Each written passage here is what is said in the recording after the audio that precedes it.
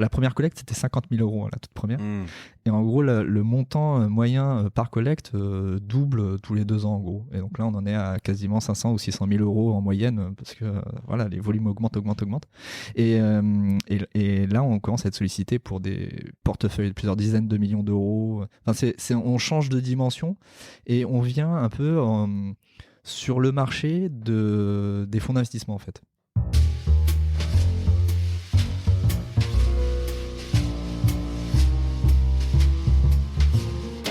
Salut, je suis Mathieu Stéphanie et je vous présente La Martingale, un podcast qui vise à explorer le monde de la finance personnelle pour comprendre comment gagner à tous les coups, qu'on ait 200 euros par mois à investir ou 5 millions sur son compte en banque. On va pas se mentir, c'est un peu ambitieux, mais les faits sont là.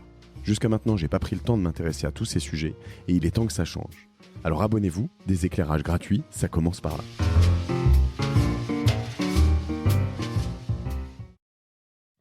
Léo Le Mordant est mon invité aujourd'hui pour La Martingale. Léo, on va parler de plein de choses, notamment autour des énergies renouvelables, des investissements qu'on peut faire. Je crois que tu connais bien ça, non ? Bonjour à tous. Oui, effectivement, je connais bien ça. Je suis tombé dans la marmite à l'école d'ingénieur. Donc, Ouais. ça fait maintenant de nombreuses années que je travaille sur ce sujet, et soit en tant qu'ingénieur pour développer des projets, soit maintenant plutôt du côté du financement et de faire participer le citoyen, le Quidam, à ces projets en direct pour faire de la pédagogie sur la transition énergétique et puis montrer qu'on peut à la fois concilier des bonnes actions pour la planète et une rémunération de son épargne.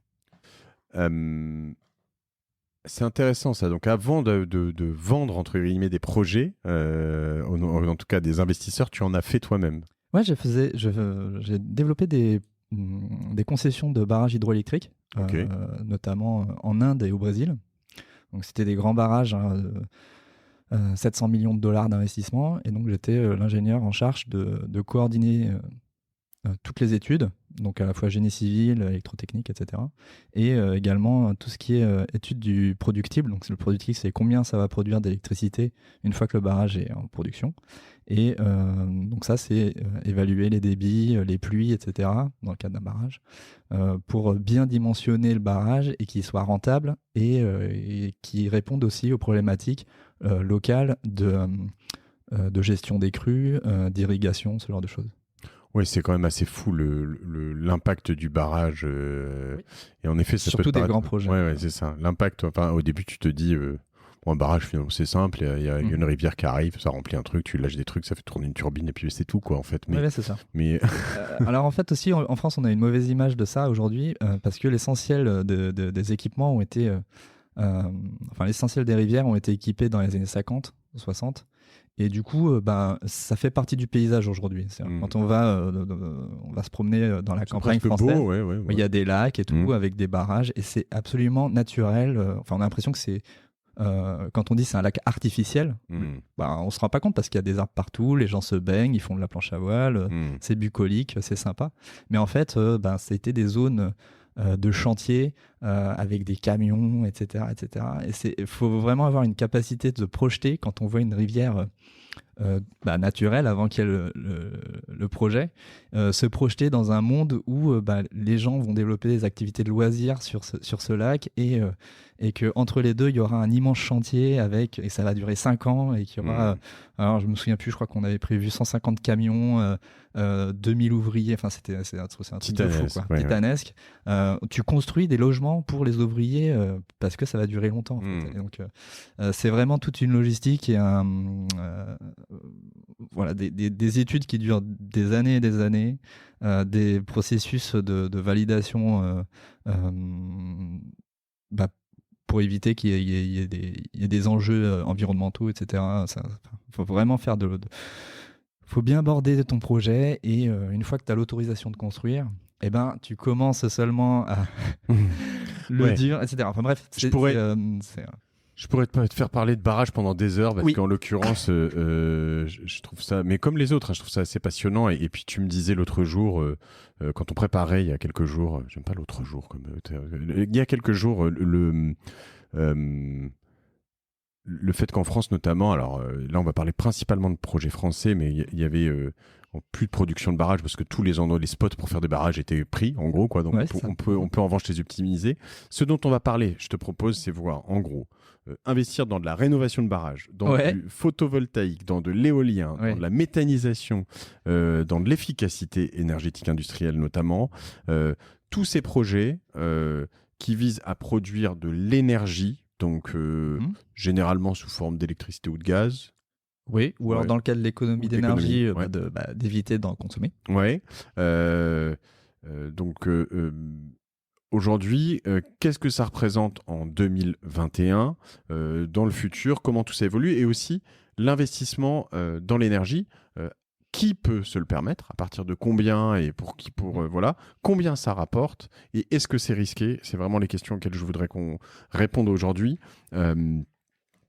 Et voilà, parce que je pense qu'il y a énormément d'impact, alors notamment politique en ce moment, et c'est très bien, on en parle beaucoup, social, sociétal, etc., etc. Mais en effet, la COP21, il y a quand même beaucoup d'orientations nécessaires, donc du coup, j'imagine que tout ça est stimulé fortement, ça l'a déjà été par le passé. Et donc voilà, alors... pour commencer, prendre les questions les unes après les autres. Voilà. Est-ce qu'il y en a une que tu préfères pour commencer? Non, je te laisse l'idée. Alors, les types de projets, on est d'accord que j'ai fait à peu près le bon tour, c'est-à-dire photovoltaïque, éolien, hydraulique, méthanisation et efficacité. Alors ça, c'est ce qu'on traite aujourd'hui sur Enerfip, effectivement. Après, il y a les nouvelles frontières. Alors quand on dit efficacité énergétique, on pense à tout ce qui est certificat d'économie d'énergie et des opérations standards. Donc, c'est un mot assez moche, mais c'est comme ça que ça s'appelle. Donc il y a une dizaine d'opérations standards qui sont promues par l'État parce que particulièrement efficaces et qui font l'objet de financement, des circuits de financement particuliers. C'est principalement de l'industriel, tout ça. C'est pas, on parle pas de chez toi ou du bureau. Alors il y a aussi dans les résidentiels. Mais c'est pas une problématique que traite Enerfip parce que c'est des tout petits montants. Oui, c'est ça. Et nous, on travaille à partir de 100 000 euros de collecte. En dessous de 100 000 euros de collecte, il n'y a pas de raison d'utiliser Enerfip parce que c'est pas assez gros, quoi. Ça fait trop de frais. Et alors, aujourd'hui, l'idée, c'est de savoir comment financer tous ces projets, avec Enerfip notamment. Est-ce que c'est une manière de les financer comme on le voit sur les plateformes de crowdfunding immobilier, c'est-à-dire que c'est un apport qui permet de faire un emprunt? Ou est-ce que c'est la totalité du projet que tu finances? C'est tout à fait similaire à ce qui se passe sur les plateformes de financement participatif immobilier. En fait, on traite un sujet un peu similaire. C'est de l'infrastructure, c'est-à-dire il y a un vrai projet qu'on peut aller toucher une fois que c'est réalisé. On peut soit habiter dedans dans le cas d'un immeuble ou alors aller voir sa turbine fonctionner quand c'est un barrage. Et donc du coup, les montages de dossiers sont assez similaires. Donc il y a un financement, un apport en fonds propres du porteur de projet. Ça correspond un peu comme quand on achète un appart, le capital qu'on apporte à la banque pour débloquer le prêt, donc les 30% souvent qu'exige la banque, là c'est la même chose. L'apport en fonds propres va être d'environ 15 à 20% par exemple dans l'hydraulique, un peu moins dans le solaire. Et sur la base de cet apport en fonds propres, la banque va débloquer le prêt pour financer la construction et l'exploitation. Et du coup, Enerfip intervient sur cette partie en fonds propres, en substitution des fonds propres, parce qu'évidemment, la dette bancaire, tu peux pas te battre contre les taux d'intérêt et les maturités qu'ils offrent, quoi. D'accord, donc généralement, on parle de financer combien sur ces projets? À partir de 100 000, tu dis? En montant, ça peut être 100 000 euros, ça va jusqu'à 8 millions. D'accord. C'est la limite réglementaire. En fait... donc c'est l'autorité des marchés financiers qui encadre notre activité. Et après, ça peut représenter une part absolument ridicule du financement total du projet. Par exemple, quand on a financé un projet offshore, d'éolien offshore, d'éolien en mer, pour Engie, le projet c'est plus d'1 milliard d'euros. On a fait une collecte d'1 million d'euros, donc c'est beaucoup, mais en fait, c'est pas beaucoup. Oui, même en levier pour emprunter à la banque pour Engie. Voilà. Non, l'objectif était plutôt un objectif de communication, pouvoir faire la pédagogie auprès des riverains, faire venir les gens en réunion publique, parce qu'ils ont quand même du mal à la concertation publique. ceux qui sont vraiment contre, ils viennent, et sinon tous les autres, ceux qui sont plutôt d'accord, ils disent on est d'accord, on n'a pas besoin de venir à la réunion publique. Et en fait, quand tu fais un financement participatif, ça permet d'embarquer un peu plus de gens qui sont d'accord avec le projet. Tu veux dire que si j'ai de l'argent à gagner dans le projet, peut-être que je serais plutôt pour et peut-être non, c'est plutôt l'inverse. C'est t'es pour, et du coup tu vas venir à la réunion publique parce que tu veux savoir c'est quoi cette arnaque. Tu peux gagner 5% pendant 2 ans avec un projet NJ, et donc du coup comment ça marche cette histoire. Et tu vas participer au registre, etc. Parce que évidemment je vois en fait autant sur les projets en cours au moment où on se parle, tu vois du Hydro-Pyrénées solaire, on connaît pas. Ça c'est un peu bizarre comme nom, hein, et d'accord. voilà, et je vois du NJ plus CIGIF. Ça c'est le syndicat d'électricité d'Île-de-France. Hein, donc voilà. NJ groupe CNR. CNR, c'est la Compagnie nationale du Rhône, 1 milliard d'euros de chiffre d'affaires, premier producteur d'électricité renouvelable en France. Donc du Total Total Quadrant, c'est pas pour financer une raffinerie. Okay. Total Quadrant, South Park, Valeco. Enfin, je vois des grosses marques. Des grosses marques et des petites marques. Et des petites marques, mais je me dis ces grosses marques, en fait, d'où elles ont besoin de mes 10 balles, parce que je crois que c'est à partir, on verra, 10 euros, tu me diras. Mais alors que ce soit chez toi ou ailleurs, mais en effet, c'est un peu surprenant de les voir ici. Donc comme tu me le dis, c'est un peu de la com. C'est un peu de la com. Alors là, en l'occurrence, les projets que tu mentionnes, c'est moins de la com que une incitation de l'État, justement. Ils vont chercher une incitation de l'État sur le tarif auquel ils vont vendre l'électricité à EDF pendant 20 ans. Donc c'est une subvention. En fait, l'État encourage les porteurs de projets à faire du financement participatif, justement pour embarquer encore plus les territoires et les gens dans toute cette transition énergétique. Et donc, il y a une incitation à faire du financement participatif pécuniaire. Et voilà. Mais après, il y a d'autres projets d'Engie Green ou d'autres qui sont purement de la communication. Et à contrario, il y a aussi des projets. On va lancer un projet là dans une demi-heure. Une centrale de méthanisation portée par un GAEC, des agriculteurs, 2 millions d'euros. Et là, c'est vraiment uniquement un objectif de financement, mais pour financer, où il y a un vrai enjeu de fonds propres qu'on vient résoudre. Alors, si on apporte, je crois que c'est 30% des fonds propres. Mais alors, typiquement, projet. Je me dis, excusez-moi du cliché, je viens aussi d'une famille d'agriculteurs, voilà, hein, donc, mais je me dis, attends, moi, je préfère quand même avoir un truc avec Total, oui. Parce que déjà, je me dis, même si le projet partait en live, Total n'a pas intérêt à avoir un projet qui part en live, donc ils s'arrangeront. Au niveau de la réputation, ils ne peuvent pas se permettre de laisser sur le carreau. Donc que des agriculteurs qui ne font pas du business et sur lequel, en fait, ils s'orientent dans un truc qu'ils ne connaissent pas, et il y a des chances que... Alors là, en l'occurrence, on a quand même bordé le projet. Ils sont accompagnés par des professionnels qui s'appellent Planète Biogaz, qui va être l'exploitant de la centrale, le constructeur, enfin exploitant, au sens... ils vont réaliser la maintenance, ils vont suivre le projet un peu au long cours pour bien régler les différents paramètres, et ils portent aussi une partie du financement. Donc c'est un projet qui est très bien bordé. Et Biogaz de Lissac, je le vois. Ouais, Biogaz de Lissac, c'est un gros GAEC. Hein, il y a plusieurs... au niveau des intrants, il y a aussi... c'est particulièrement bien goupillé. Ça fait des années qu'ils travaillent dessus. Mais effectivement, c'est le risque que tu prends quand tu investis à 5% sur du Total Quadrant, ou là, en l'occurrence, c'est 7% sur Biogaz de Lissac. C'est pas du tout le même risque. Alors, la rémunération est évidemment en lien, mais on se dit que 2% ça vaut pas le coup, mais en fait il y a aussi un biais du rendement risque sur les projets Total qui est voilà, c'est biaisé, c'est pas le vrai risque qu'on te paye, quoi. Oui, c'est ça. Donc du coup, moi je me dis, après, alors il y a une question aussi de mentalité Total. Est-ce que tu peux te dire, est-ce que c'est pas, on fait pas du greenwashing, est-ce que machin, voilà. Maintenant, alors je précise juste une chose, parce que avant chaque échange avec mes invités, je leur dis, on n'est pas là pour faire une grosse promo d'Enerfip ou de ta boîte. Là, on prend attends. Quoi? Non, tu m'as pas payé pour faire cet épisode, hein, donc non. non, c'est pas de la promo. Si je prends les exemples aussi, là, c'est juste, t'as des concurrents qui font ça. Je vais pas les citer par descente. Si, il y en a qui sont passés sur le podcast et puis voilà. Il y a plein de gens qui font ça. Vous le faites bien. Et puis moi, j'aime bien aussi et chez les concurrents, ils le font bien aussi, très probablement. J'aime bien ton background aussi, le fait d'être passé dans les projets avant. Je trouve ça intéressant. Ce que je veux dire là-dessus, si on prend les projets comme ça, c'est que ça permet, dans le concret, de comprendre des choses. Par exemple, mon interprétation, et tu vas me dire si elle est mauvaise. Là, je vois par exemple des projets. Parce que ce qui m'intéresse sur la martingale, ce que j'aime bien dans ces univers, c'est de donner du sens aussi aux investissements. Mais tu vois, et c'est ce que je fais sur les approches de goal-based investment, aussi de value investing, de sortir aussi que des trucs où c'est juste de t'accrocher à des sortes de roquettes qui vont t'emmener faire un x2. Non, c'est pas le but. Voilà, on est plutôt sur une introduction en bourse sur les cryptos hier qui a tout cassé, par exemple.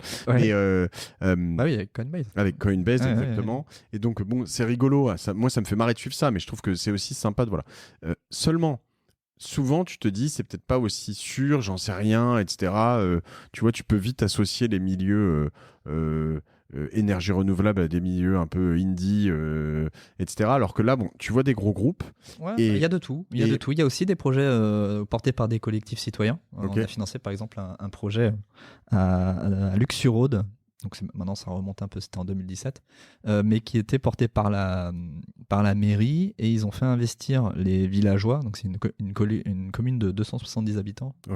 Ils ont fait investir les villageois donc à hauteur de 100 € l'un, 500 € l'autre, etc., etc. Donc c'est un UNRFIP qui a organisé la collecte.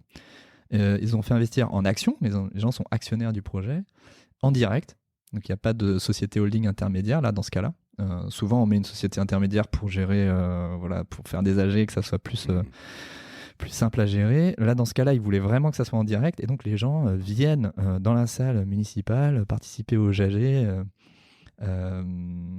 débattre de qu'est-ce qu'on va faire, et voilà. Et donc du coup nous on a ouvert et donc il y a aussi des gens qui sont des expatriés à Singapour qui ont aussi investi dans ce projet parce que bon, ils voulaient participer. Et en fait, c'est pas un projet qui va donner un rendement extraordinaire. L'objectif cible, c'est, je crois que c'est 5% de rémunération. Et d'ailleurs, c'est payé, mais c'est ce que je vois. C'est pas fou, quoi. Ce que je vois en fait, de toute façon, c'est soit ça va en gros de 4, 4,5 à 6,5, 7. On a fait un peu plus que 7. On a fait 7,5 une fois. Voilà, donc c'est la zone de rendement. C'est quand même beaucoup, finalement. C'est beaucoup, mais il y a des impôts quand même. Hein. C'est ce que j'allais dire, en fait. Voilà. Alors après, on y reviendra. Mais du coup, quand tu vas, et tu vas me donner je sais pas si c'est un taux de défaut, le nombre de projets qui n'ont pas fonctionné, mais quand tu vas sur... finalement, moi, je me dis, un projet Engie ou Total... là, je peux y aller, je vais pas y... ça. Alors, il faut peut-être en faire quand même plusieurs et pas qu'un seul. Bah, même. Mais voilà, typiquement le projet dont tu parlais avec le CGIF, là, donc c'est la ferme solaire de Marcoussis, portée par Engie Green et donc le syndicat d'électricité d'Île-de-France, donc un organisme public. C'est 1,2 million de collecte. Il reste 75 000 quand on se parle, 28 jours, 4,5% l'an sur 4 ans. Voilà. Mais accessible PEA, ça veut dire que... Tu peux défiscaliser si tu investis avec ton PEA, PME. Et ça, PEA. Donc ça, c'est relié avec ma banque? Comment tu investis sur Enerfip et tu payes avec ton compte titre PEA de ta banque. Et après, nous, on se débrouille. Ok, je crois que j'ai fermé mon PEA parce que j'ai changé de banque. Et ça, c'est le plus grand projet solaire d'Île-de-France, sur des remblais de l'époque où ils ont fait la LGV vers Bordeaux. Donc c'est un terrain inutile, on peut rien faire dessus, rien pousse. C'est pas des terres agricoles, tu peux même pas planter de forêt ni rien. Et donc du coup, il est valorisé avec cette ferme solaire qui est la plus grande d'Île-de-France. Et donc là, c'est un projet vraiment. On peut pas dire qu'il n'y a pas de risque parce que oui, mais en fait, quand tu vois les gens enfin les porteurs de projets qui sont à la tête, évidemment, le niveau de réputation, même si le projet foire, et il foirera pas, le truc est l'inauguration, c'est pour mai, donc il n'y a même plus de risque de construction. Tu voulais qu'on parle des risques dans des projets comme ça, tu as d'abord un risque technologique. Donc sur le solaire, maintenant, on est sur des technologies super matures. Tu as un risque de développement de projet, c'est-à-dire au moment où tu identifies le foncier et le moment où tu vas construire ta centrale, tu as tout un d'étapes administratives. Il va falloir que tu achètes le foncier, il va falloir que tu fasses tout un tas d'étapes, ça s'appelle le développement de projet. Et il se peut que tu as identifié un terrain, mais qu'à la fin, il n'y ait pas de projet parce qu'il y a un truc ou un autre qui a foiré entre-temps. Tu n'as pas réussi à acheter les terrains, tu n'as pas obtenu l'autorisation préfectorale, tu as eu un problème parce qu'il y avait en fait, c'est un site archéologique et du coup, tu peux rien construire dessus. Enfin, tu as potentiellement un risque de développement. Et pourtant, tu as payé, tu as mis de l'argent sur la table pour développer ce projet. Donc ça, c'est de l'argent qui sera perdu. Tu as ensuite le risque de construction. Si même s'il y a un problème sur ton chantier, des fondations, une surprise géologique, un problème d'approvisionnement, typiquement pendant Covid-19, il y a eu des problèmes d'approvisionnement en panneaux solaires parce que toute la chaîne logistique était rompue. Okay. Donc tu peux avoir des délais comme ça qui t'imposent des coûts supplémentaires ou même font foirer ton projet. Il y en a qui foirent. Alors dans le solaire, pas trop, quoi, mais chez vous? Sur la construction purement, non, on n'a jamais eu le problème. C'est assez rare, même dans l'hydro par exemple, où c'est quelque chose de fréquent, que tu aies des surprises géologiques et qu'il faille faire des voiles de béton supplémentaires et tout, et ça te coûte cher déjà à faire le voile lui-même, et tu as des frais financiers parce que tu produis 1 an ou 2 ans ou 3 ans plus tard, un peu comme le PR, tu vois, de Flamanville. Donc t'as les coûts qui augmentent du fait que tu as plus de travaux et qui augmentent du fait que tu as des charges financières. Tu rentres pas en exploitation. Mais le projet foire pas, à la fin il sort, quoi. Donc c'est juste que le rendement est un peu inférieur, etc. Nous on a eu un défaut sur Enerfip. Donc c'est un émetteur qui a fait défaut. Si tu veux, on en parle tout de suite. Sinon, je finis sur les risques. Oui, vas-y. Ouais. Finis sur les risques. Sur les risques, après, une fois que ta centrale est construite, tu as le risque d'exploitation. Donc ça, c'est vrai surtout dans le biogaz. Parce qu'une centrale solaire, une fois qu'elle est construite, elle est construite. Donc tu peux avoir des gens, enfin tu as tout un tas d'assurances qui te protègent contre tous les risques possibles, l'incendie, l'intrusion, tout ce que tu veux. Sur une centrale biogaz, tu peux avoir des risques d'exploitation, typiquement si y a l'exploitant agricole qui t'amène ces résidus agricoles que tu vas transformer en gaz. Si cet exploitant agricole il fait faillite, ou s'il rompt le contrat commercial de vente des résidus, tu peux avoir des problèmes de ne pas avoir assez d'intrants pour alimenter ta centrale. D'accord. Donc ça, c'est vraiment un vrai risque. La matière première qui fait de l'énergie, souvent des crottes de porc, je crois, c'est ça? Ah, ça dépend, ouais. Tu peux avoir du caca ou des résidus aussi végétaux. Normalement, il faut faire un peu un mix. C'est une savante soupe. Sympa. Donc voilà, donc ça c'est un vrai risque d'exploitation qu'il faut appréhender quand tu regardes des projets. Et c'est l'un des risques principaux dans le gaz. Et après, tu peux avoir le risque simplement de mauvaise gestion, quoi. Si c'est des entrepreneurs quand même qui sont à la tête de ces équipements, et s'ils font pas le taf, soit dans la maintenance, soit une mauvaise gestion financière, de trésorerie, de machin, tu peux avoir ce risque-là aussi, quoi. Et parce que souvent, c'est quand même des projets sur 3-4 ans. Alors, tu veux m'expliquer par rapport à ça, mais oui, nous, on vient financer une toute petite partie du projet, qui sont quand même des projets d'infrastructure sur des dizaines d'années. Le solaire, c'est généralement 20 ans, l'éolien, c'est 15 ans, l'hydro, c'est 100 ans. Donc, si je mets, tu disais, on peut mettre à partir de 10, mais si je mets, mettons juste 100 pour parler en pourcent, si je mets 100 année 1, je vois 5% l'an.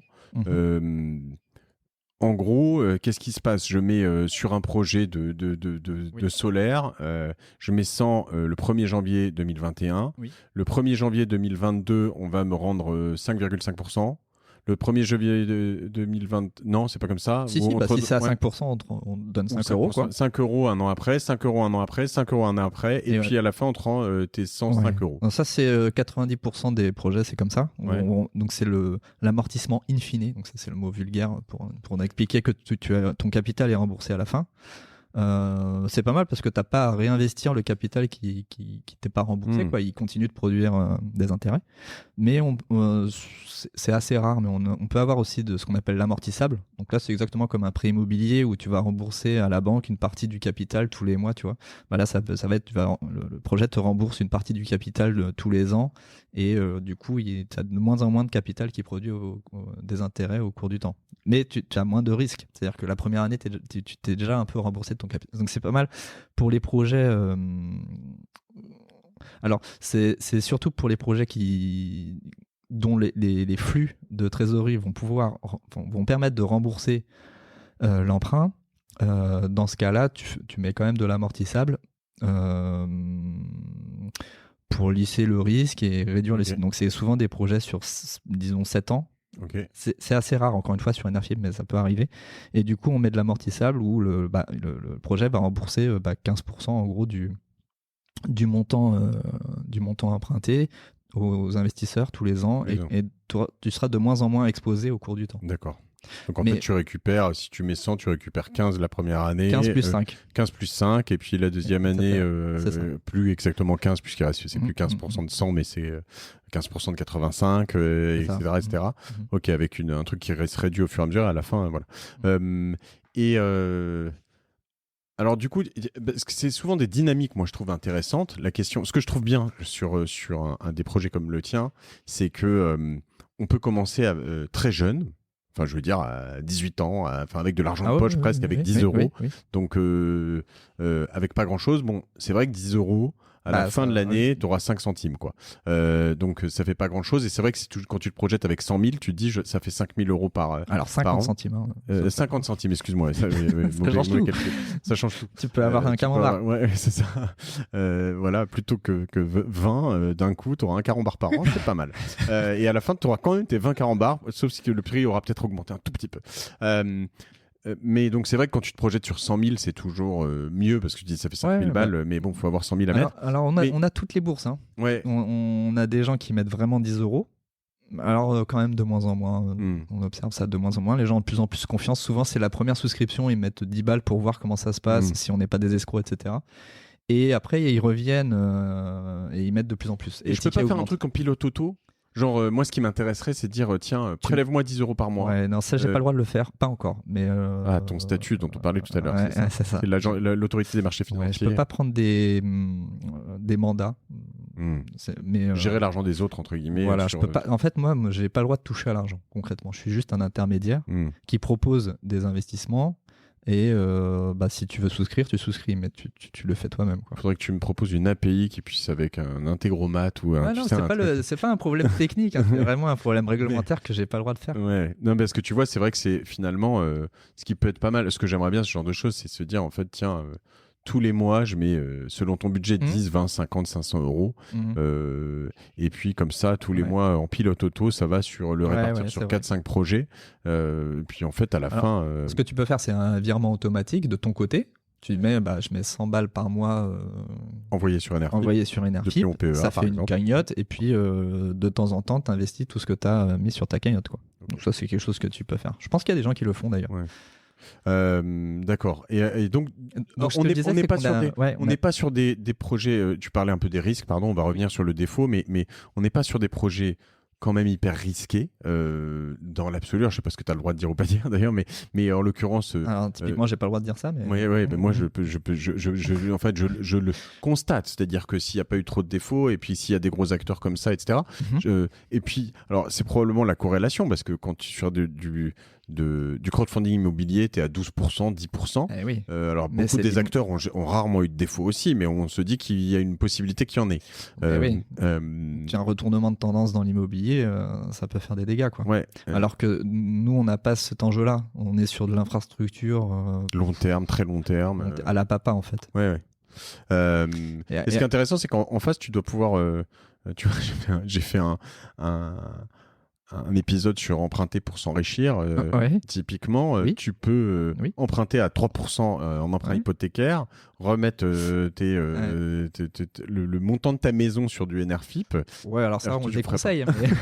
Et à la fin, prendre du 2%, finalement, si ta maison vaut 500 000, c'est pas con, hein, prendre... alors je le ferai pas sur cette typologie. Prendre des risques, mais si t'as d'autres... si t'as un patrimoine à côté qui permet de le faire. Ce qu'on a eu récemment, c'est un étudiant qui a emprunté, qui a fait un prêt étudiant. Donc c'est un prêt que t'as pas à rembourser tous les mois, donc ça c'est pas mal. Et à 0%. Et il a tout mis sur le projet de Marcoussis, là. Ok. Bon, idéalement, je te dirais, comme me disait Joachim d'Anaxago, même sur ces plateformes, le mieux, c'est quand même de mettre sur 5 projets différents ou 10. Oui, alors, quand c'est du NJ comme ça, oui, il faut diversifier, mais en fait, bon, ce qu'on fait, nous, c'est qu'on a toutes les bourses et on a tous les profils sociaux, économiques et culturels. Et donc, on a des gens qui mettent 10 balles et des gens qui mettent plusieurs millions. Mais c'est des individus, c'est pas des fonds d'investissement. Le plus gros ticket, c'est 2,3 millions qu'on a eu d'un coup, qu'on n'a pas vu venir.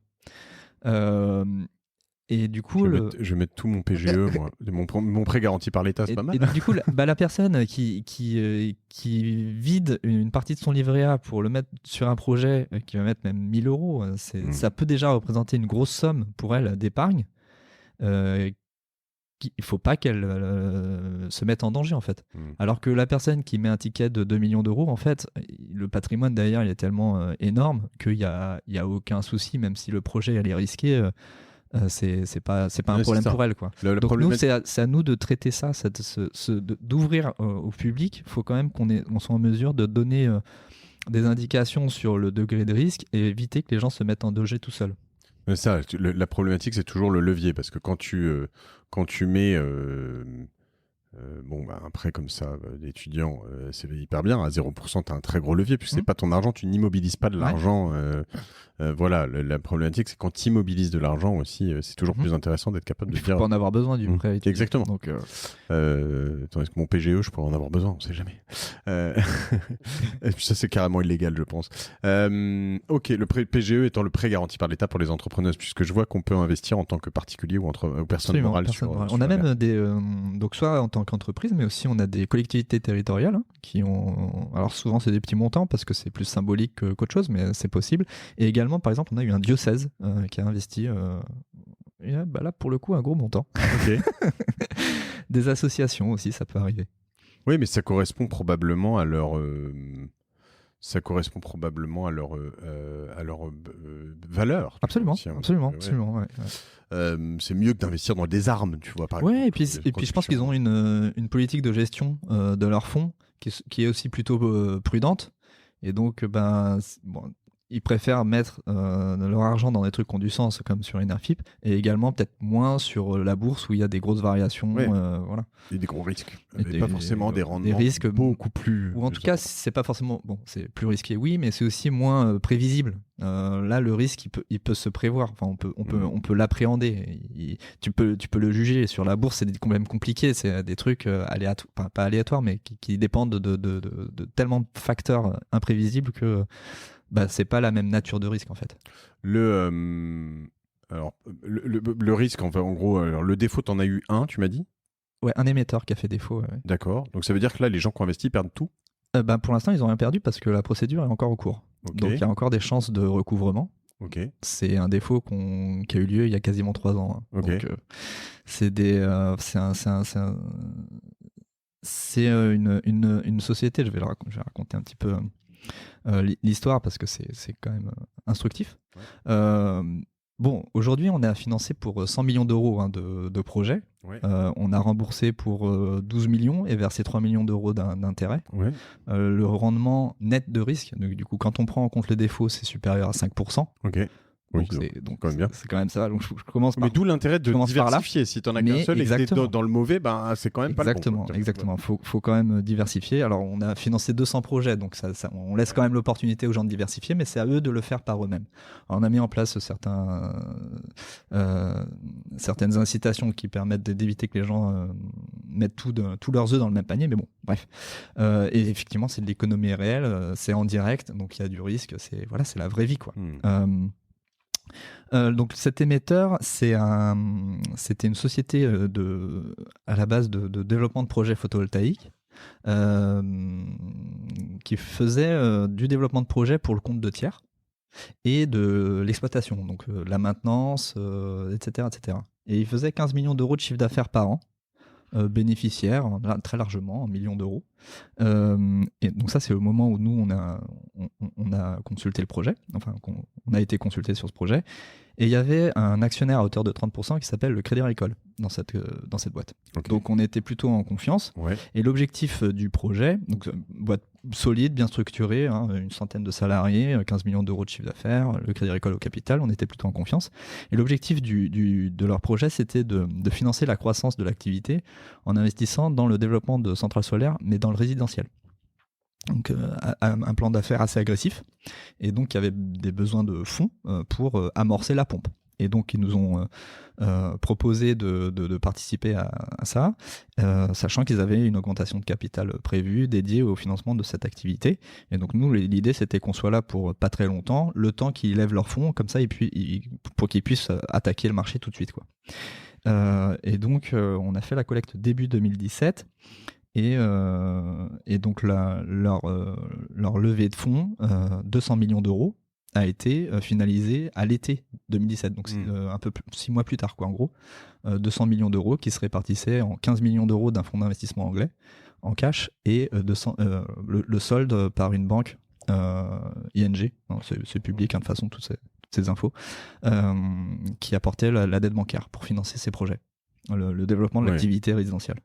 Donc ces fonds, ils sont rentrés suite à un audit que tu n'imagines pas. Ouais, audit juridique, audit technique qui a été réalisé par une boîte de consulting spécialisée dans les infrastructures photovoltaïques, et audit comptable et financier et fiscal par Mazars. Okay. Donc a priori tout va bien. Nous, mi-2017, on est vraiment serein sur notre investissement, enfin sur le fait d'avoir proposé ce projet, sauf qu'un an plus tard, la boîte, elle coule. Liquidation. Et entre les deux, il s'est passé des choses que je peux pas dire parce que il y a de la confidentialité, puisque la procédure est encore en cours. Mais en tout cas, la procédure est encore en cours pour des bonnes raisons. Si ça dure si longtemps, c'est qu'il y a eu des soucis. Voilà, il y a eu des soucis un peu graves qui dépendent pas du secteur photovoltaïque, quoi. D'accord. Et ça, donc les explications des responsabilités compliquées.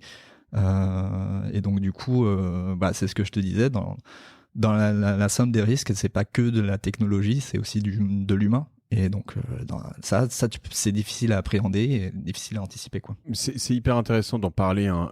Moi j'aime bien parler de ça aussi dans la martingale parce que alors déjà c'est un projet sur 200, donc alors c'est pas un projet, on a fait plusieurs petites collectes, mais c'est le même émetteur. Okay. C'est le château de cartes s'écroule. Et en l'occurrence, donc en effet, ça fait mal quand tu es de ton côté, mais ça fait partie du game. Et puis la messe n'est pas dite, comme tu le dis. Il y aura une récupération de. Ouais. Bon, alors on est quasiment sûr de récupérer. Alors pas 100%, mais au moins une petite fraction. Ouais. On verra combien c'est en pourcent. Et donc ça, c'est de base, parce qu'il y a quand même des actifs en face, hein. Il n'y avait pas rien dans cette boîte. Mais on verra combien ça représente. Et après, il peut y avoir des actions pour aller chercher des réparations s'il y a eu des fautes. Ok. Voilà, donc en revanche, comme tu le dis, net de même cette problématique, au total, si j'ai investi sur tous les projets chez vous, j'aurais fait plus de 5% de performance. Donc c'est aussi ça qu'il faut retenir. C'est ça qu'on retient. Et puis, alors, moi, j'étais encore au tribunal lundi dernier, tu vois, sur ce truc-là. Nous, on a demandé à être contrôleur à la liquidation, donc ce qui permet d'avoir accès au dossier, à plein d'informations confidentielles que je peux pas raconter ici. Mais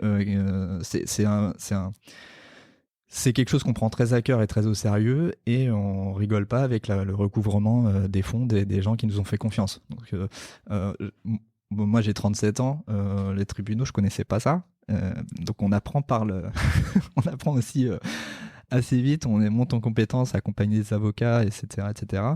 C'est pas mal de frais pour Enerfip, de suivre une procédure comme ça. On a eu pour au moins 30 000 euros de frais internes, de suivi de procédure, d'avocat, de trucs comme ça. Donc c'est aussi quelque chose qui nous coûte. Et notre intérêt, il est vraiment aligné avec les investisseurs parce que c'est aussi notre réputation qui est en jeu. Et voilà, donc suite à ça, on a aussi appris et fait évoluer plein de choses sur la plateforme pour justement mieux présenter le risque aux gens. Et on a mis en place derrière un algorithme qui va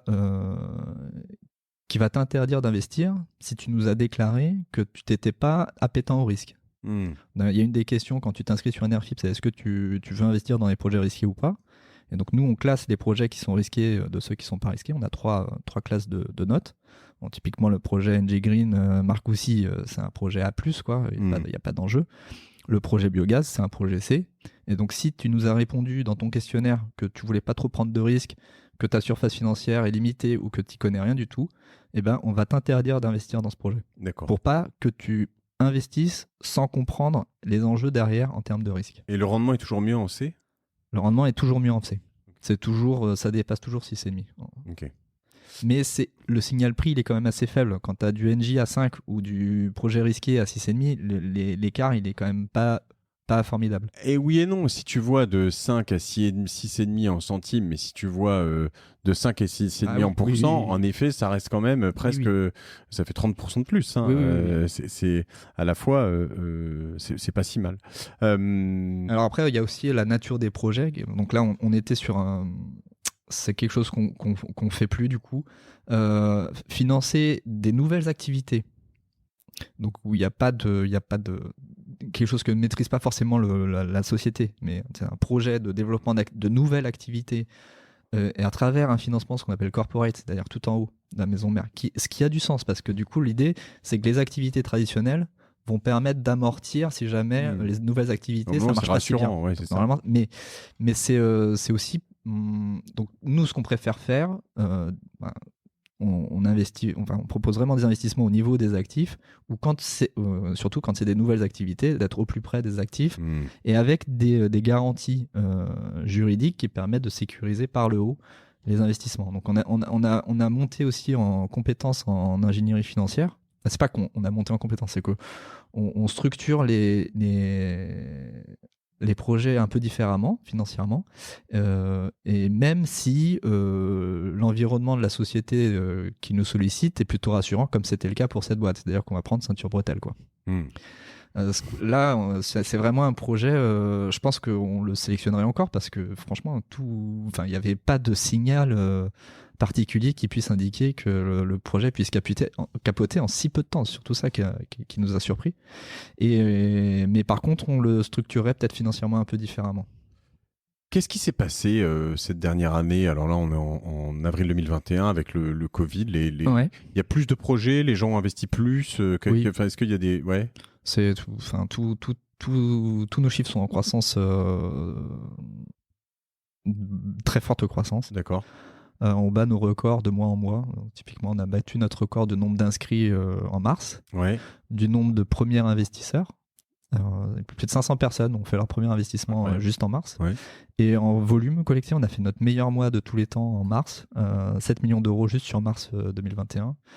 Le portefeuille de projets à lancer et aussi de contrats en gros signés, il grossit aussi. Oui, j'ai l'impression qu'il y en a, quand tu me dis qu'il y en a eu 200 au total, là j'ai l'impression qu'il y en a au moins 8 ouverts en même temps en ce moment. Oui, et puis là on signe de plus en plus des portefeuilles de 10 ou 15 collectes d'un coup, donc ce qui permet aussi d'avoir une visibilité à plusieurs mois sur les lancements et tout. Ce qui a changé aussi vraiment, donc ça c'était avant le Covid, c'est que notre plafond de maximum de collecte est passé de 2,5 millions à 8 millions d'euros en novembre 2019.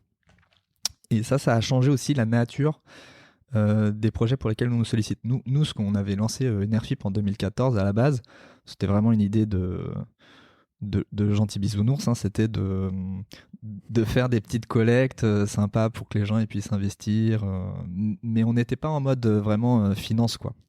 Et là avec donc on a eu ces collectes sympas, faire de l'acceptabilité territoriale, des réunions publiques dans les mairies et tout, super sympa, et c'est vraiment pour ça à la base qu'on avait vraiment monté NRFIP, et aussi on l'avait aussi monté pour résoudre le problème de porteurs de projets, de financement de projets. Mais là, du coup, du fait du relèvement de ce plafond, on a commencé à être sollicité pour des projets d'une taille largement supérieure à ce qu'on avait anticipé initialement. La première collecte, c'était 50 000 €, la toute première. Et en gros, le montant moyen par collecte double tous les 2 ans, en gros. Et donc là, on en est à quasiment 500 ou 600 000 € en moyenne, parce que voilà, les volumes augmentent. Et là, on commence à être sollicité pour des collectes de plusieurs, enfin des portefeuilles de plusieurs dizaines de millions d'euros. Enfin, on change de dimension et on vient un peu sur le marché des fonds d'investissement, en fait. C'est hyper intéressant parce que moi, ce que j'aime dans ton projet, Léo, c'est que... alors là, on vient sur NRFIP et c'est moi qui te fais ta promo. non, ce que je trouve sympa, c'est que justement, à la fois, on allie des bons rendements, en tout cas solides. C'est pas... c'est pas mirobolant, mais c'est quand même voilà, on n'est pas dans du private equity, l'investissement dans les startups. Ouais. Mais donc, du coup, dans un portefeuille, il faut savoir voir ça. Exactement. Et potentiellement un bon ventre-mou dans ce genre de choses. Sur des projets qui font du sens, qui vont dans le sens de l'histoire, vers l'avenir, de la planète, de plein de choses, avec des gens qui sont passionnés, experts comme toi et qui sont allés dans ce business pour choses comme ça. J'aime bien le côté finalement un peu bisounours et je vais même être un peu... pas du tout condescendant, mais totalement authentique sur le fait que de temps en temps, on sent dans ton discours, tu peux être moins rassurant qu'un gros financier qui va être... mais j'ai pas envie de survendre mon truc. Voilà, mais donc du coup, le temps, tu vois, même qu'on a passé sur ce projet, pour moi, il est disproportionné, ce projet qui n'a pas fonctionné, parce qu'en fait, il y en a tellement qui ont fonctionné que voilà. Mais en revanche, ça nous éclaire sur le reste et l'importance de tout le reste. Donc, je trouve ça finalement... très rassurant. On est dans une démarche de transparence. Ouais. Moi, j'ai pas envie de vendre du rêve alors que non, il y a du risque, mais on le maîtrise. Et voilà. Et on met en place des choses pour le réduire au maximum. Et après, c'est l'économie réelle. Si on veut pas accepter ça, eh ben, on investit dans le livret A et puis c'est tout. Et si je voulais aller voir des gros risques plus systémiques, enfin, on parle de beaucoup de bulles, etc. Et en ce moment, moi, je suis un peu en train de chercher la prochaine bulle. Non, je vois qu'il y a plein de bulles. Alors peut-être la prochaine bulle au début, mais je me dis que ça pourrait être quand même un bon endroit où se replier entre guillemets. Oui, parce que tu es là pour du long terme sur des trucs qui tournent, quoi. Parce que même si la capitalisation boursière d'Engie ou de Total est divisée par 2, il n'y a pas trop de risques quand même pour non, parce que les projets ils sont complètement décorrélés enfin, un projet d'infrastructure comme ça, c'est exactement comme dans l'immobilier. Enfin, les gros projets d'immobilier. Tu as une structure juridique dédiée, donc on appelle ça un véhicule. Donc en fait, c'est une société, hein, concrètement. C'est une société qui est une filiale du porteur de projet, qui est dédié à ce projet-là. Et donc, c'est cette structure qui va lever les fonds, qui va exploiter l'actif, donc soit un actif immobilier, soit un actif d'énergie renouvelable, et peu importe ce qui se passe au-dessus. En fait, s'il y a un vrai souci sur Engie et qu'ils se mettent à vendre la boîte à une valo 10 fois inférieure à ce que c'est aujourd'hui, mais ça ne concerne pas l'actif. L'actif, il a sa valeur propre, en fait. Ouais. Et avec certaines parties d'achat d'énergie validées par... c'est pas 100% des projets, mais c'est peut-être 90% des projets qu'on propose. Bah, même le biogaz, là. Le biogaz, en fait, c'est GRDF qui rachète le gaz. De 20 ans. Alors, c'est pas 20 ans, je crois que c'est... Mais à la limite, de toute façon, nous, on est là pour 3 ans. Donc, finalement, le contrat... là pour... mais au moins, tu es sûr que t'as pas d'enjeu de...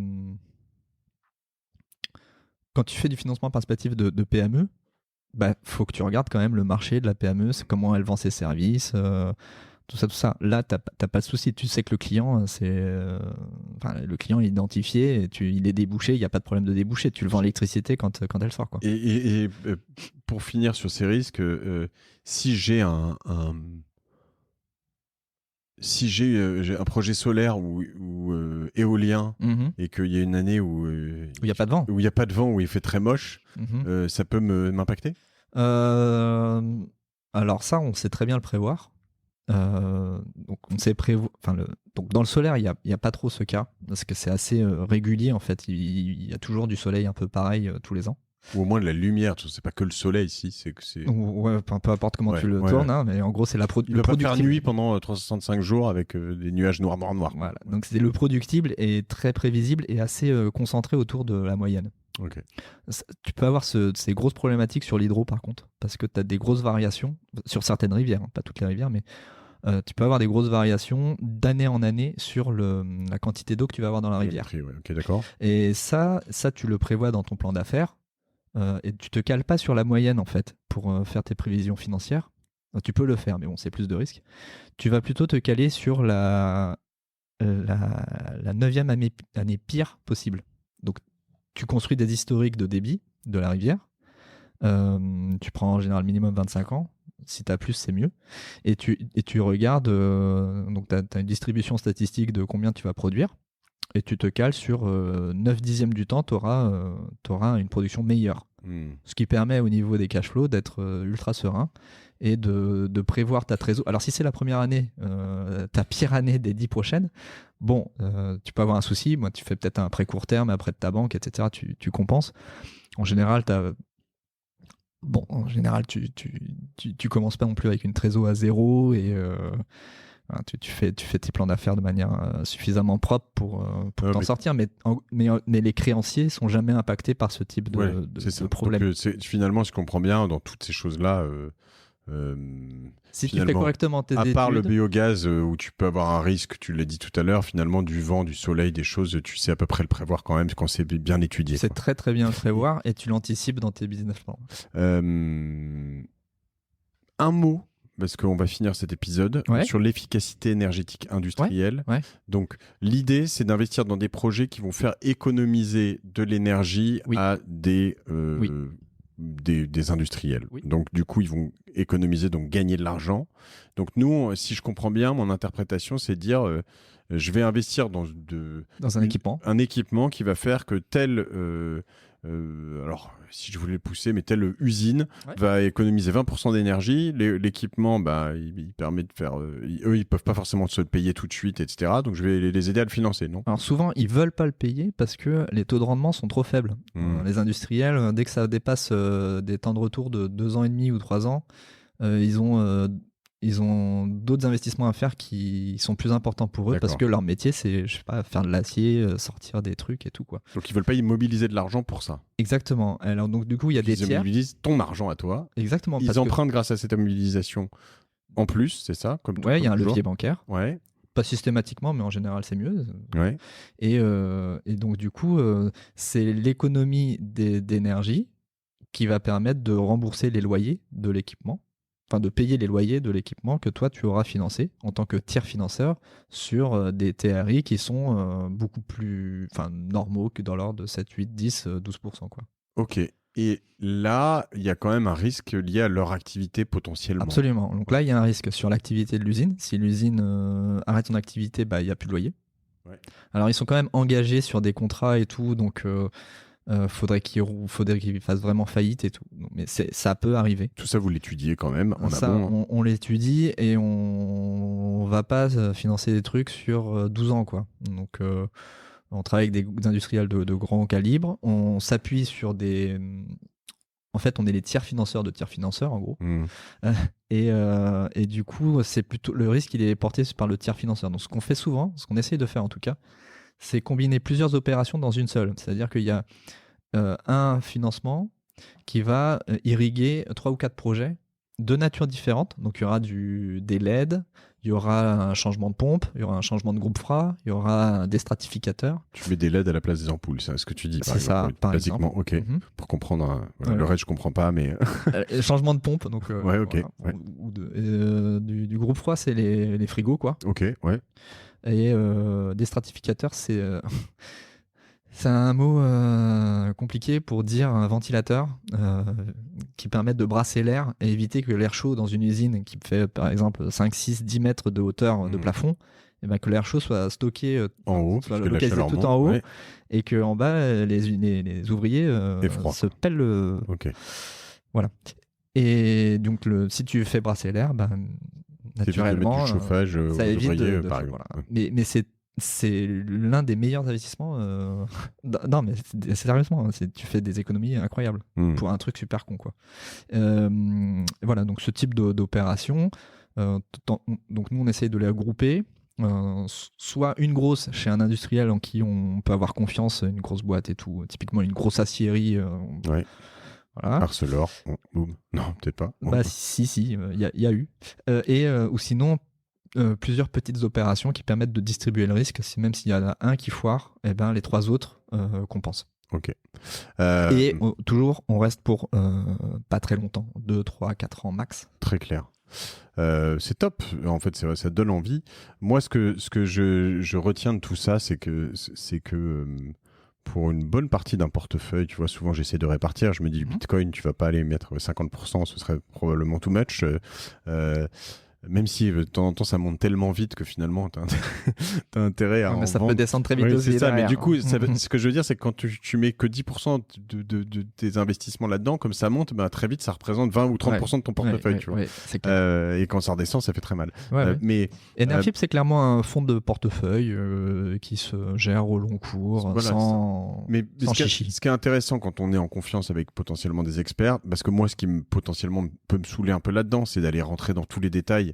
Et donc moi je me dis ok, c'est pour ça que je préfère aller en faire plein et je regarde entre guillemets un ou deux trucs, le nom du partenaire, le rendement. Je me dis tiens, je vais faire 2-3 chez Total ou chez Engie, et puis un comme tu me l'as dit sur ta méthanisation où je prends plus de risques parce que je me dis bon voilà, a priori c'est un projet sympa, c'est un projet sympa, vous avez géré, etc. Donc tu répartis tes trucs. Si je peux leverager, si vous pouvez leverager, donc faire de l'emprunt en plus à moins cher que le rendement, évidemment. Il y en a qui le font, pas que des étudiants, il y a aussi des... Mais regardez, donc comme quoi c'est à peu près ouvert à tous. Alors je pense que votre banquier sur le prêt étudiant, vous n'avez pas trop le droit de le faire, mais bon, je sais pas. Après, c'est à vous de vous débrouiller avec votre banquier, votre conscience. Et ça. Voilà, chacun, on se débrouille pas, on fait rien sans rien. Donc ça, c'est bien, le leverage. Et ce qui est génial, c'est que c'est ouvert à tous. C'est de 10 € par mois à... voilà, ce qu'il faut, c'est juste pas le faire une fois, parce que investir 10 balles ou 100 balles une fois, ça sert à rien. Enfin, tu gagneras un demi-paquet. Mais les gens en moyenne investissent sur les gens qui mettent des petits tickets. D'ailleurs, un petit ticket, c'est inférieur à 1 000 €. La moyenne de nombre d'investissements par investisseur, c'est 7. Les gens en moyenne mettent 7 tickets à moins de 1 000 € quand ils mettent moins de 1 000 €. Entre 1 000 et 2 000, ils mettent 5 tickets.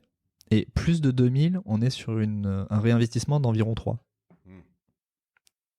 Et donc on voit bien en fait la distribution socio-économique des gens à travers ces statistiques. Eh ben écoute, moi je trouve que c'est plein de bon sens tout ça, ça donne envie. Donc bravo. C'est quoi ta martingale à toi, Léo ? Dans quoi t'as investi, des trucs qui te font triper, autre chose peut-être que ça, ou alors là-dedans s'il y en a un plus que les autres. Mais non, mais moi je suis pas, en fait je suis pas très branché sous finance. Ça m'intéresse pas tout ça. C'est ton job. Hein. Non, mais c'est-à-dire que mais tous les matins je suis content de me lever pour faire ce que je fais et ça me passionne et tout. Mais pour moi perso, je suis pas. Alors aussi pour tes projets. C'est aussi que moi j'ai mis pas mal d'argent dans la société. Je connais ça. Et donc j'ai pas non plus de problème de gérer de l'épargne au jour d'aujourd'hui. Je dois avoir un truc comme 5 000 € à tout casser de côté. C'est un problème, tu le sais, ça. Il va falloir que ça change. J'ai changé ça à l'aube de mes 40 ans, comme toi un peu, mais parce qu'en effet, quand t'as tout là, t'as tous tes œufs dans le même panier. Là, mais il n'y a pas eu le choix. Il y a un moment, c'était un peu fallait y aller, quoi. Vous êtes financé ? Oui, on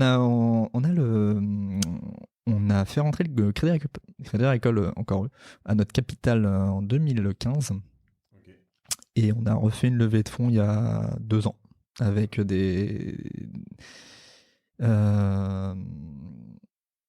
gens. C'est pas vraiment des business angels, c'est pas vraiment des family office. En fait, on est à Montpellier, nous, Enerfip. Et à Montpellier, il y a un gros. Comment on dit, un pool de gens dans les énergies renouvelables. Et il y a certains chefs d'entreprise qui ont récemment vendu leur boîte à d'autres acteurs, type Engie, type Total, type tout ça, pour des centaines de millions d'euros. Et il se trouve qu'on les connaît très bien et qu'ils aiment bien ce qu'on fait. Et du coup, ils ont mis un ticket. Mais du coup, dans notre capital, on a à la fois les banquiers et on a aussi des gens du secteur qui nous sont très précieux en fait pour nous aiguiller surtout, quoi. Et donc moi j'ai pas de martingale à part Enerfip. J'ai l'essentiel de mon épargne. Moi je mets un ticket sur tous les projets qui sortent. D'accord. Combien ? En ce moment, c'est pas grand-chose, comme je disais, donc je suis plus autour de 100 €. Alors, je mets aussi pour mes enfants. Donc, parce qu'on peut investir pour le compte de ses enfants. On a les livres jeunes. Pas mal. Ok. Mais par contre, je mets sur tous les projets parce que j'estime que c'est aussi une manière de montrer que j'ai confiance dans ce qu'on fait et ce qu'on propose. Et se mouiller, c'est aussi... faut se mouiller financièrement, quoi. Voilà. Après, j'ai pu investir un peu plus par le passé quand j'avais un peu plus d'épargne. Donc, il y a un projet où je suis investi à 10 000 € sur un projet éolien. Alors ça, c'est vraiment un vrai projet cool. En fait, c'est une SEM qui avait investi dans un parc éolien à hauteur de 15%, un parc privé.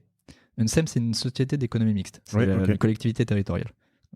Et donc, au bout de 7 ans d'exploitation du parc, eux, ils ont une politique de réinvestissement parce que c'est de l'argent public et il faut stimuler le territoire et ils sortent des projets. C'est vraiment c'est un horizon de sortie. Et voilà. Et donc, ce qu'ils font d'habitude, c'est que 15% d'un parc éolien, ça représente plus de 800 000 € dans ce cas précis.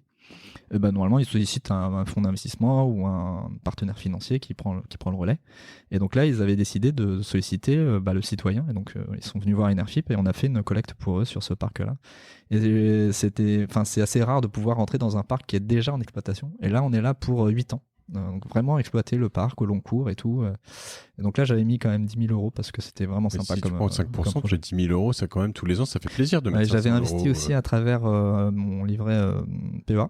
Okay. Et donc du coup c'est 5% défiscalisé, donc là c'est vraiment... Sinon le reste c'est 30% de fiscalisation, c'est ça, la flat tax, donc sur ce que tu gagnes. Donc en effet si tu gagnes 500 € par an, ça fait quand même plus de 200 quoi. Mais par contre là dans ce projet je suis un peu coincé, je peux pas sortir l'argent à n'importe quel moment quoi. Donc c'est pour ça que je le compte pas dans mon épargne liquide. Si je suis tricky dans ma tête, est-ce que je peux emprunter dans un PEA pour défiscaliser l'argent Ouais, alors tu le fais à côté, mais tu injectes dans ton PEA de l'argent que tu as emprunté à côté. Ok. Moi, je suis tricky dans ma tête. Bon, très bien. T'as le choix. Et après, j'ai un petit cadeau pour les auditeurs. Ah, super. Oui, un code. D'accord. Mais j'allais te le demander, je l'ai noté en plus en gros et je l'ai oublié. Super. Bah oui, puisque comme je disais, faut essayer pour montrer que, pour vérifier que tout se passe bien, qu'on n'est pas des escrocs, tout ça. Donc, pour les auditeurs de la Martingale, c'est exclusif. On n'a jamais fait ça sur ce schéma-là. Ouais. Pour les gens qui nous écoutent et qui saisissent une heure après qui saisissent le mot martingale en majuscule au moment de l'inscription, c'est le deuxième écran, on propose code de parrain ou partenaire. Oui, je l'ai, là, je suis là notamment une fois que tu as fait tu as validé ton adresse mail. Ouais. Voilà, tu valides ton adresse mail, tu mets ton code martingale et quand tu as fini de t'inscrire, ton livret t'es ouvert et on te met 30 € que tu peux investir sur n'importe quel projet auquel tu es éligible. Trop cool. Bon, écoutez, allez-y. Martingale, Enerfip, ENERFIP. Vous pouvez suivre Léo Lemordant sur LinkedIn. Je t'ai ajouté notamment. Oui. Oui, c'est un petit oui. Tu mets pas grand-chose dessus. Écoute, tu vas l'animer un peu. Sur Twitter, peut-être. Twitter encore moins, mais vous pouvez le contacter par mail. Bien sûr. Vous définirez, vous trouverez son mail vous-même. Très bien. Léo, je te remercie 1000 fois pour ta transparence, ta franchise. Tout ça me donne beaucoup envie. N'hésite pas. Je n'hésiterai pas. Surtout maintenant que tu as passé la quarantaine et que t'es blindé. Au moins. Et voilà, PEA. Surtout ça, en fait, ce qui m'embête, c'est que je crois que j'ai fermé mon PEA. Je sais pas. Tu peux l'ouvrir. Ouais. Je vais te dire les bons plans. Le PEA pas cher. Ok. Vas-y, balance, dis-le. C'est où? Il paraît que c'est la Poste. Ah, ok. Bon, on va regarder ça. Mais pas Boursorama parce qu'ils nous font des problèmes après. De notre côté, ça nous fait plein de soucis. Okay. Boursorama, ça marche pas bien. À plus. Alors, salut Léo. Ciao. Ciao. Un gentil mot pour Bourso. Salut. Ils ont d'autres avantages.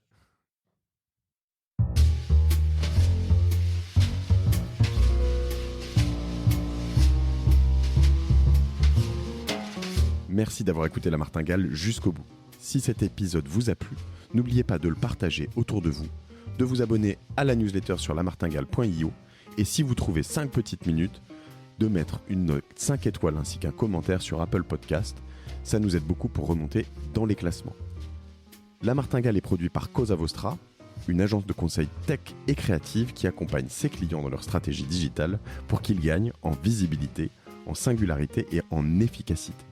Je remercie toutes les équipes pour la production. Je vous retrouve dans 15 jours. Je suis Mathieu Stéphanie et je vous dis merci.